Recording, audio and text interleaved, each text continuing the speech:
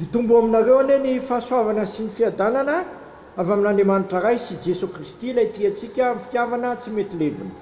Amen. Iombavaka sika. Dera sy misaotra anao zay raha eo noho ny ty ora sy fotoan'ity zay ahafahanao indray miteny vantana aminay amin'ny alalan'izao mofinainy izao. Koa omaly ny foam-panahinay Jesosy mba azo ny teninao mamaka tsara omponay ka tonga hitona finoana aty anatinay fa ny teninao ane anova ny fiainanay oka aminay manakariva amin'ny fananao masina atonga n'izany teninao zany azonay ampiarina amin'ny fiainanay sy fiainanay tokoa ambara-piavinao eny amin'ny rano lanitra Jesosy Kristy lay mpanjaka mpanjaka sy tompon'ny tompo zay mpamonjy anay rahateo. Amen. Ry havana ny anjara mofinaina ho antsika amin'ity andro atalata 8 Jiona 2022 ity dia ny bokin'ny Filemona moa dia toka anankiray ihany 9 ka hatramin'ny 1 ka hatramin'ny 1 amin'ny anaran'i Jesosy. Koa na dia manana fahasahiana be eo amin'ny Kristy andidy anao amin'izay menika azy aho, nefa noho ny fitiavana izao Paoly izay efa antom-panahy sady mpifatroka ny Kristy Jesosy koa ankehitriny dia miangavy aminao miangavy aminao aho ny amin'ny zanako izay naterako teto amin'ny fifatorako dia Onesimosy lay tsy nahasoanao fahiny nefa ankehitriny mahasoa antsika dia ianao sy izaho izay nampodiko nay dia ilay sombiny eto saiko no azoniko taty amiko izy anompo isolanao eto amin'ny fifatorako noho ny filazantsara. Nefa raha tsy nahalala izay hevitrao aloha dia tsy tahanao na inona mba tsy ho tony amin'ny fanerena iso ataonao fa misikapo.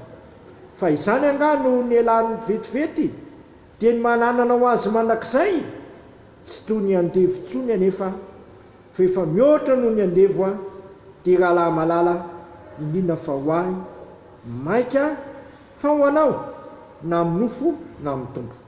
Koa raha ataonao ho namanao aho dia raisitro ho ahy izy, nefa raha nanao izay tsy marina taminao izy na mitrosa dia ataovy ho ahy izany. Izao Paoly no manoratra izany amin'ny tanako, izao no andoha izany nefa tsy lazaiko aminao fa mitrosa ny tenanao amiko azy ianao. Eny rahalahy, aoka hanana fifaliana avy aminao amin'ny tompo aho, velomy ny foko ao amin'ny Kristy noho ny fatokiako fa naika ianao no anoratako aminao fa fantatro fa no mihoatra noho izay lazaiko azy ianao. Ny masino manamasinanay amin'ny fahamarinana ny teninao amin'ny fahamarinana. Amen.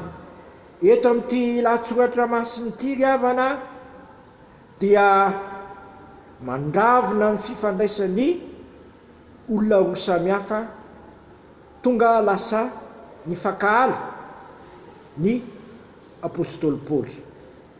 Onesimosy voatery niala teo anatrehan'ny Filemona zay tompony, satria Onesimosy dia mpanompony i Filemona. Teo anatrehan'izany rehetra izany rehefa nitoriny ny apôstôly Paoly ny filazantsara izy dia tonga olom-baovao. Tonga olom-baovao izy satria lazainy eto amin'ity lahatsoratra masiny ity fa nateraky ny apôstôly Paoly tany am-pifatorana izy.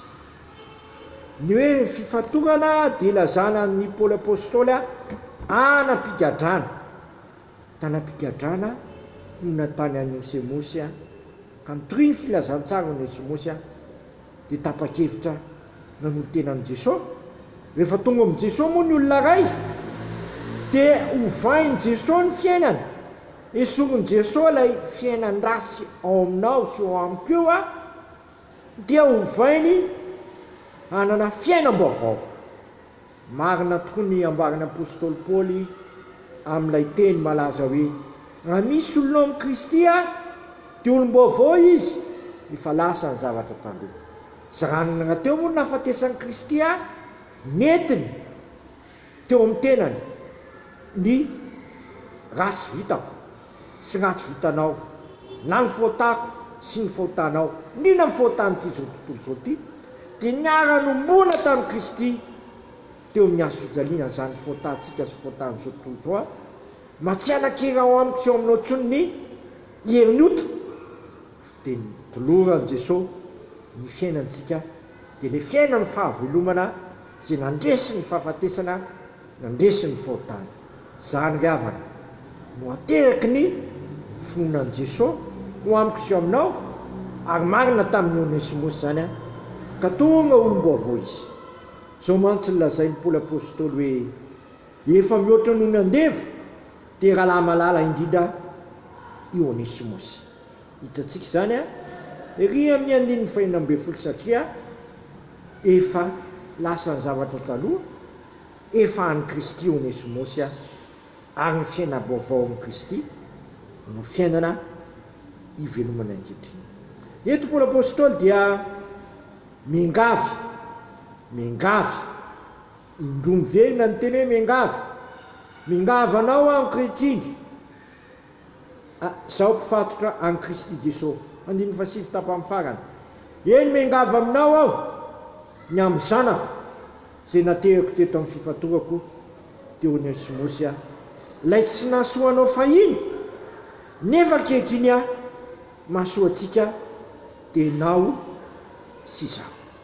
Mingavy eto ny apôstôly Paoly hoe aoka mba raisinao indray Onesimosy, raisinao tahaka ny zanaka malala, satria tsy andevontsony fa mihoatra noho ny andevo, satria rahalahy malala.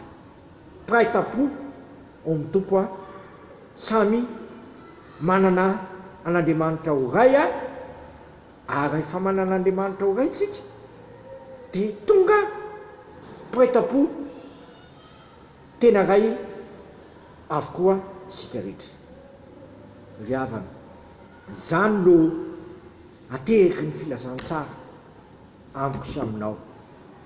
Aoka ho tahaka zany tsika, ho rahalahy malala ao amin'ny tompo zasy anao efa tonga ao amin'ny tompo. Nafatrafatra eto Paoly apôstôly hoe no nifatokiko fanaiky ianao no anoratako izao epistily zao ho an'ny Filemonina, ary fantatro fa nao mihoatra nohozay lazaiko azy ianao. Ry havana, zava-dehibe ny asan'ny filazantsara amiko sy aminao zay manaiky an' Jesosy tompotry mpamonjy, satria ravaravany zany filazantsara zany ny avokoa ny zavatra tsy ahaka ny sitrapon'Andriamanitra, ary manolotra anao fiainam-baovao izy ko amin'ity androany ity. Amin'ny maha kristianina anao dia horeno amin'izany finoanan'ny Kristy zany ny fiainako sy ny fiainanao dia androso amin'ny fahatsarany ianao to tsaroana indray hoe efa lasa ny zavatra taloha, indro tonga vaovao ireo koa amboary ny fifandraisantsika rehetra ao amin'ny tompo. Raha tena tonga marinao amin'ny tompo zasy ianao dia afa fijerinay ianao ny amiko sy ny aminao sy amintsika rehetra, satria tonga rahalahy malala. Ko amin'ity androany ity ry havana, amboary ny fifandraisantsika amin'ny tompo dia vitanao manamboatra ny fifandraisanao amin'ny hafa, indrindra ny mpianakavy ny finoana sy ny ray ihany ao amin'ny Kristy. Amen. Sotranao zay ray eo noho ny amin'ity teninao ity zay mandavina ny fifandraisana. Raha olona mifankala teo aloha no ny asan'ny filazantsara dia leviny zany fankalana zany fa nsoloanao fitiavana be dia be tahaka ny tiavanao anay tokoa no asenao hifandraisanay amin'ny hafa, mila mpianakavy ny finoana.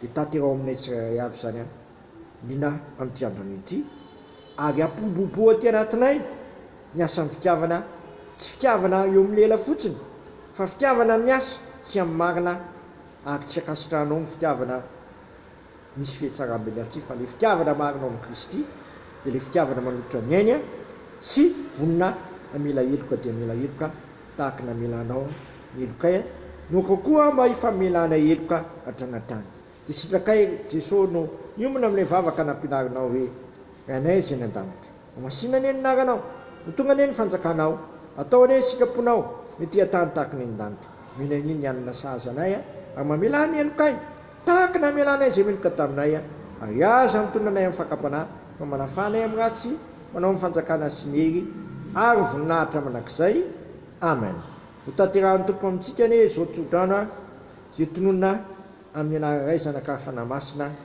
izao.